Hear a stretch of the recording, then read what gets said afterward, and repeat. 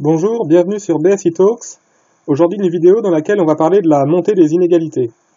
Donc, on va se demander pourquoi les inégalités augmentent, puisqu'il est à peu près indéniable qu'elles augmentent, en tout cas dans les pays anglo-saxons, peut-être un peu moins en Europe, mais aux États-Unis, c'est assez indéniable. Il y a notamment eu le livre très célèbre de Piketty sur le capital au XXIe siècle qui a largement mis ce processus de hausse des inégalités en avant, qu'il a illustré avec des statistiques. Donc on ne va pas le refaire ici, on va plus se demander pourquoi les inégalités augmentent. Donc il y a plusieurs explications possibles que j'ai mis dans un ordre qui n'est pas forcément que j'ai pas forcément mis l'explication la plus importante en premier, puisqu'on ne sait pas forcément quelles sont ces explications. On pourrait même en trouver d'autres que les trois petits tirets que j'ai mis. Donc une première, ce serait la mondialisation. Donc j'ai mis les riches, on va dire les entreprises qui peuvent aller produire là où c'est le moins coûteux pour eux, les riches qui peuvent aller mettre leurs économies dans les pays où la fiscalité est la plus avantageuse, et à l'inverse, les ouvriers qui sont contraints, eux, on va dire plus contraints géographiquement, et par exemple les ouvriers français ou américains qui se retrouvent en concurrence avec les ouvriers chinois et qui sont obligés d'accepter des salaires moindres. Une autre explication, ça peut être le progrès technique, donc les gens bien formés qui par exemple maîtrisent l'informatique sont embauchés avec des bons salaires, et à l'inverse, les gens moins bien formés sont remplacés par des machines et se retrouvent au chômage. Une troisième explication, probablement très importante aussi, c'est les politiques menées, des politiques souvent d'inspiration, on va dire plutôt libérales, en tout cas dans les pays anglo-saxons.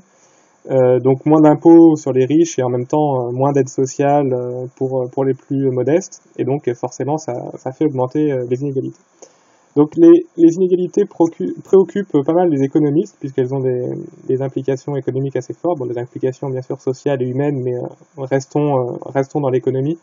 Un premier problème, ça peut être une moindre consommation, puisque globalement les personnes les plus riches consomment une proportion de leurs revenus inférieure aux personnes les plus pauvres, c'est ce qu'on appelle la propension marginale à consommer.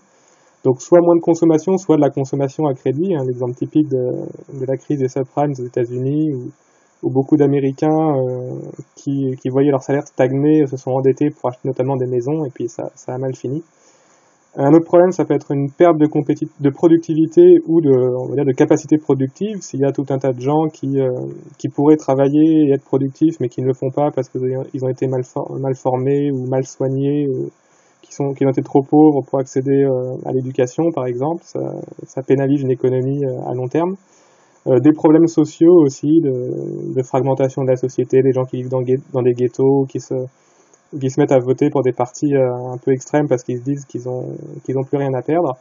Mais le point un petit peu positif, je dirais, c'est que les inégalités sont pas forcément une fatalité. On voit par exemple les pays scandinaves, c'est un peu l'exemple qu'on prend toujours, qui sont à la fois des pays très prospères comme les États-Unis, mais qui ont réussi à mettre en place des politiques sociales assez fortes, et qui sont à la fois riches et relativement égalitaires. Donc il y a possibilité de mener des politiques pour diminuer les inégalités sans nécessairement casser la croissance et l'enrichissement des pays. Voilà, merci beaucoup de nous avoir suivis. N'hésitez pas à consulter les autres publications de BSI Economics, et à bientôt pour de prochaines vidéos.